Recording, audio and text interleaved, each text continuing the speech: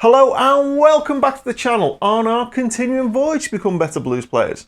My name's Mark, and in this lesson we're going to be looking at triads, arpeggios and chord tones and how to work those into our blues, 12-bar blues improvisation. We'll also be looking at some tips around improving our timing when we're improvising as well. So this is now the 14th lesson in a long-running series on how to improvise over a 12-bar blues. There was a beginner's section which was called Learn to Improvise Blues, that now we're kind of towards the end of the intermediate stage, which has been called Improve Your Improvisation, and pretty soon we're going to start the last few lessons, which are all kind of more advanced. Okay, so this lesson we're going to be focusing on triads, arpeggios and chord tones. So in this lesson we're going to be in the key of C. We're going to be playing over a 12-bar blues in C7 dominant blues, call it what you like. So we're in the key of C, and what are triads, arpeggios and chord tones? Well, if we think of the notes of a C chord, so if you think of those notes, you're actually only playing 3 different notes. You're playing 6 different strings, so there's 6 different kind of notes ringing out, but there's only actually 3 different individual notes. So you've got a C, G, another C, E, the G, and another C. Okay, so the chord of C only contains 3 notes, C, E and G. And if we play just a C, E and G together, okay, that's a triad.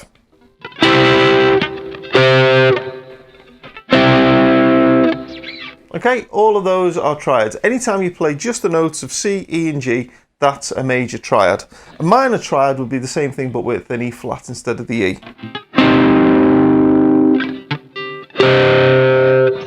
Okay, they're all C minor triads, but for today we're in a dominant blues, so we're thinking of C7, so a major sound in C. Okay, so we've got a C triad, and you can find collections of those all over the neck.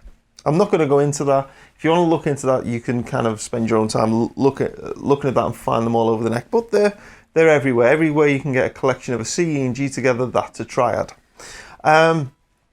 Okay, but we're playing over a C7. So a C7 actually has another note in it. It's got a B flat. So if I play my C7 like this, what you've got notes of C, G, B flat, E, another B flat, and then a top C again. Okay, so we're no longer playing a triad because we're no longer playing 3 notes. We can actually play 4 notes. Okay, so anytime you're targeting notes that are either the C, E, G or B flat while you're playing a C chord, you're targeting one of the chord tones. Now you're probably thinking, well, does that mean I've got to remember like every chord and all the notes and everything that it's made up from? No, you don't have to. I'll show you some simple shapes so you can find them, and then you can just use the shapes, different parts of the neck for different keys, different chords, that kind of thing. It's kind of important that you understand the difference between a triad, an arpeggio and a chord tone, because actually then when we start using it, you'll know how to use it in a blues. Okay, so triad is the 3 notes of the chord. Chord tone is when we're getting into 4 chords and we're using 4-note chords, and we're targeting notes from that underlying chord. And an arpeggio is kind of like chord tones, but you just play them as a run, one after the other. So a C7 arpeggio will go like this.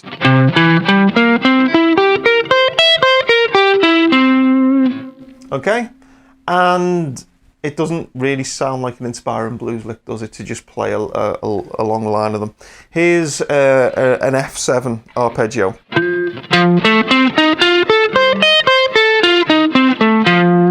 Okay, and G7.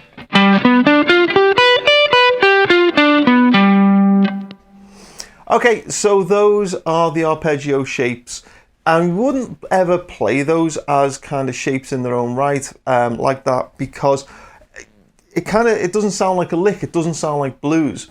What we'd learn the shapes for is so that we can see the underlying notes of the underlying chord. So we see the notes that make up the chord. So when we go to the F7, we can visualize the arpeggio.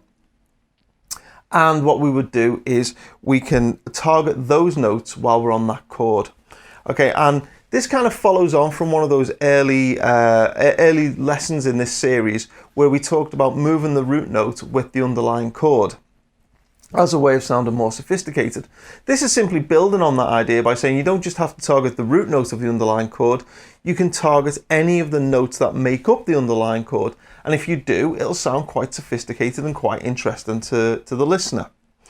Okay, so that's what we're going to be doing in today's improvisation. Is when we move to the chord, what we're going to do is we're going to continue playing our C minor pentatonic. We're going to still think of and visualize C minor pentatonic, but we're also going to try and target some of these notes from the underlying chord as well. So some of those notes will be in the scale of C minor pentatonic.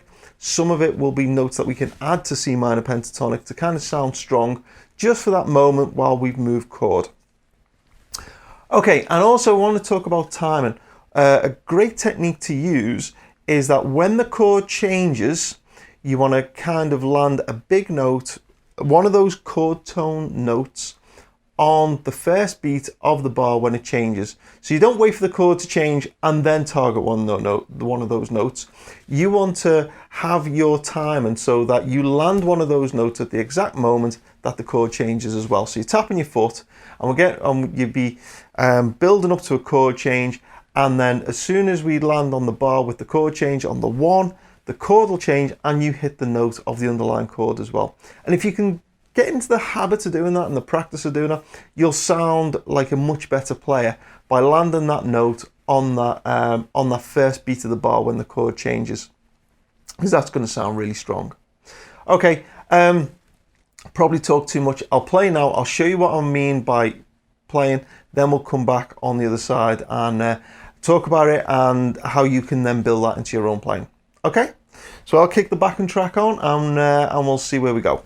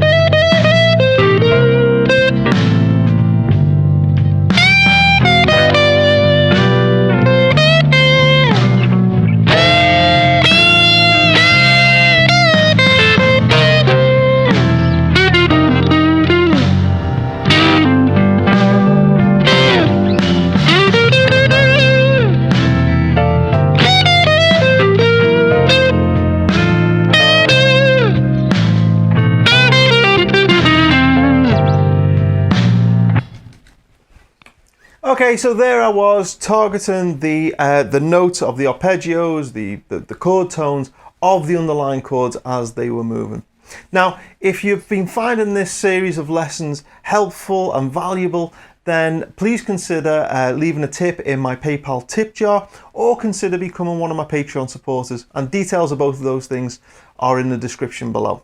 So yes, we were targeting the notes of the arpeggios as they were going through. I hope you were able to hear that as we were going. So now your homework. I will leave you with the backing track. The backing track's also available as a separate track on YouTube, and it plays for much longer if you want to just jam over it longer. But I'll leave you with it on the end of this video now. It'll go around a couple of times for you to practice. What I want you to think about is getting those chord tones in when you're practicing, so that when the chord moves, so when we move to the F, you're targeting notes of the underlying F chord, and when it moves to the G, you're targeting notes of the underlying G chord. And try and land those notes on the first beat of the bar when the chord changes. Okay, I hope that's been helpful. Take care, and I'll see you again.